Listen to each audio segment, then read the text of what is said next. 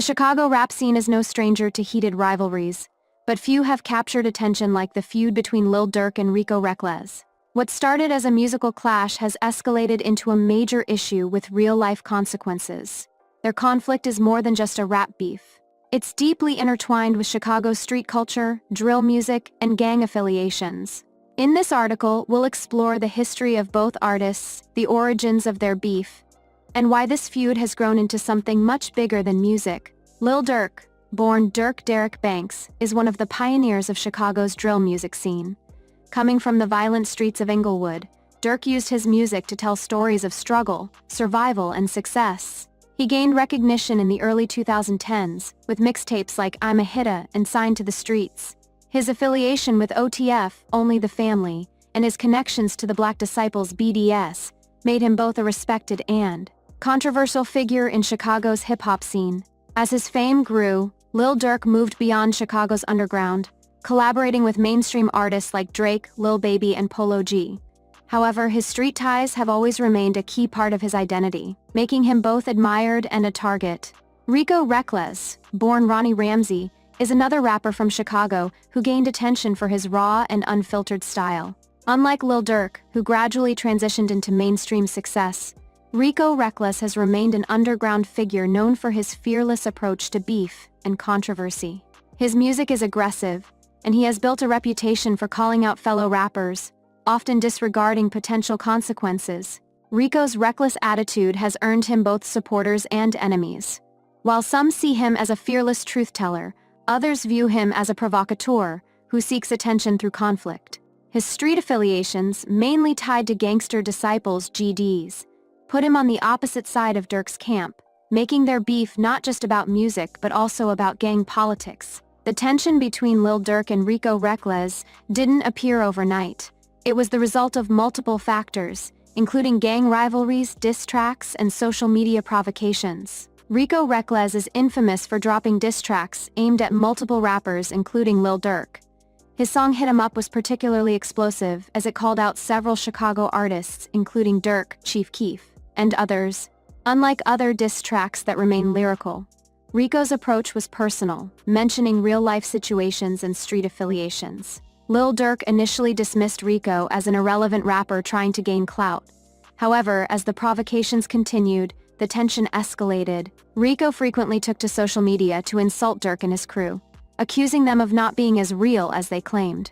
In response, Durk fired back with subtle jabs in his songs, making it clear that he wasn't going to let the disrespect slide. Chicago's gang culture plays a significant role in this feud. Lil Durk's OTF movement is heavily linked to the Black Disciples, while Rico Recklezz has connections with the Gangster Disciples. The BDS and GDs have been in conflict for decades, and this street war often spills into music. Unlike in other cities where rap beefs stay lyrical, in Chicago, they often lead to real violence. This gang-affiliated rivalry adds a dangerous layer to the conflict. It's no longer just about who is the better rapper, it's about representing a set, proving street credibility, and protecting one's reputation. Social media has amplified this beef in a way that was impossible in the past. Platforms like Instagram, Twitter, and YouTube allow artists to publicly taunt each other, making conflicts more visible and harder to ignore. Rico Recklezz is known for his wild rants, often going live on Instagram to insult Lil Durk and his crew.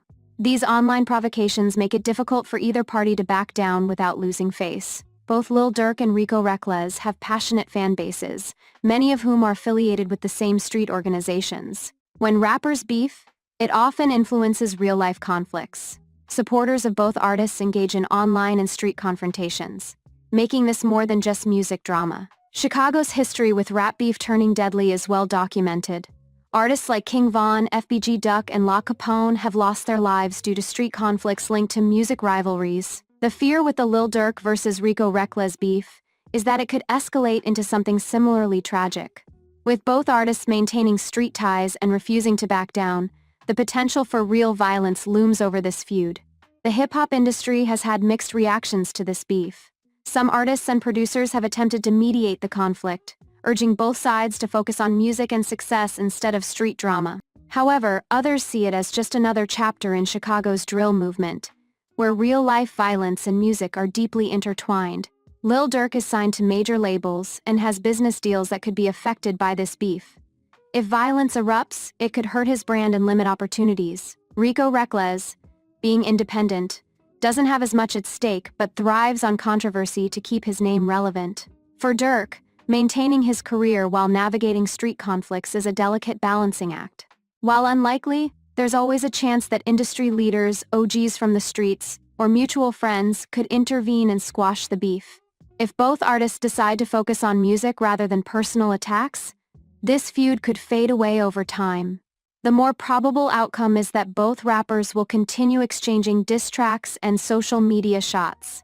This would keep the feud alive and fuel fan engagement, but also increase tensions.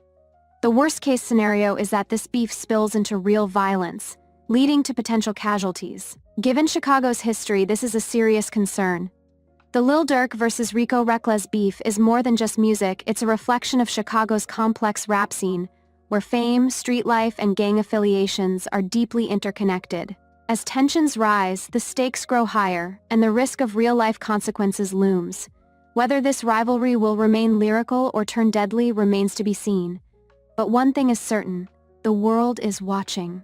In Chicago's drill scene, beef isn't just about rap, it's a matter of life and death. Let's hope this one doesn't take a tragic turn. Lil Durk, born Dirk Derek Banks on October 19, 1992, is one of the most influential figures in Chicago's drill music scene. Emerging from the tough streets of Englewood, a neighborhood known for its high crime rates, Durk used music as an escape and a way to express his reality. His lyrics reflect the struggles of growing up in an environment plagued by violence, poverty, and systemic neglect.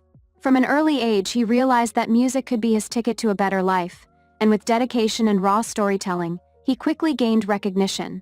Lil Durk first gained traction in the early 2010s with a series of mixtapes, particularly I'm a Hitta 2011, which introduced him as a promising new voice in Chicago's underground rap scene. However, it was Signed to the Streets 2013 that solidified his status as a drill music pioneer.